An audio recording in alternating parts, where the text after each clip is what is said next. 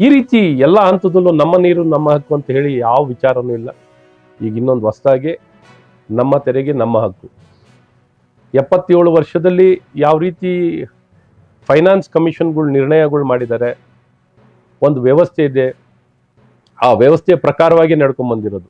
ಇಲ್ಲೆಲ್ಲ ಒಂದು ಕಡೆ ನೆರೇಟಿವ್ ಇನ್ನೊಂದು ಹೇಳೋವಂಥದ್ದು. ಈ ರೀತಿ ಯಾವ ಒಂದು ನೆಲೆ ಇಲ್ಲದೆ ನಿರಾಧಾರಿತವಾಗಿ ಹೇಳಿಕೆಯನ್ನು ಕೊಡ್ತಿರುವಂಥದ್ದು ನಿಜಕ್ಕೂ ರಾಜಕೀಯ ಪ್ರೇರಿತವಾಗಿ ಕೇವಲ ರಾಜಕೀಯ ಮಾಡ್ತಿದ್ದಾರೆ ಹೊರತು ಜನರಿಗೆ ಶ್ರೇಯಸ್ಸನ್ನು ಬಯಸಲಿಕ್ಕೆ, ಅಭಿವೃದ್ಧಿಯನ್ನು ಮಾಡಲಿಕ್ಕೆ ಯಾವುದೇ ಪ್ರಯತ್ನಗಳನ್ನು ಮಾಡಿಲ್ಲ.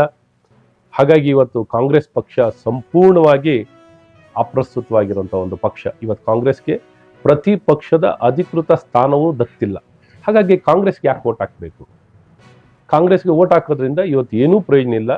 ಹಾಗಾಗಿ ಇವರೇನು ಬಲವಾದ ಪ್ರಯತ್ನಗಳನ್ನೇನು ಮಾಡ್ತಿದ್ದಾರೆ, ಇದು ಯಾವುದು ಯೋಗ್ಯವಾಗಿಲ್ಲ. ಏನು ಲೋಕಸಭಾ ಚುನಾವಣೆಯಲ್ಲಿ NDAಗೆ ಮತವನ್ನು ಕೊಡೋದ್ರ ಮೂಲಕನೇ ಸೂಕ್ತವಾಗಿರುತ್ತೆ.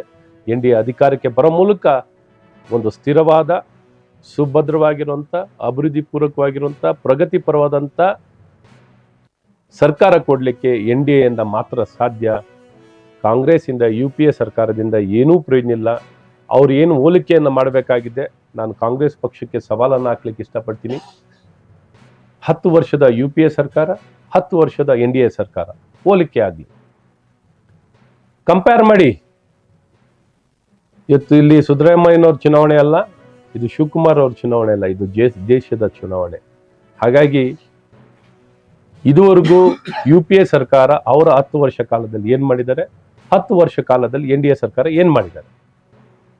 ಮತ್ತೊಮ್ಮೆ ನಮ್ಮ ನರೇಂದ್ರ ಮೋದಿ ಅವ್ರನ್ನ ಅಧಿಕಾರಕ್ಕೆ ತರೋ ಮೂಲಕ ಇಡೀ ದೇಶದಲ್ಲಿ ಸಂಚಲನವನ್ನ, ವಿಕಸಿತ ಭಾರತವನ್ನ ಕಾಣಲಿಕ್ಕೆ ಒಂದು ಬುನಾದಿಯನ್ನು ಹಾಕಿದರೆ ಮುಂದೆ ಸಾಗಲಿಕ್ಕೆ ಸಾಧ್ಯವಾಗಿರುತ್ತೆ.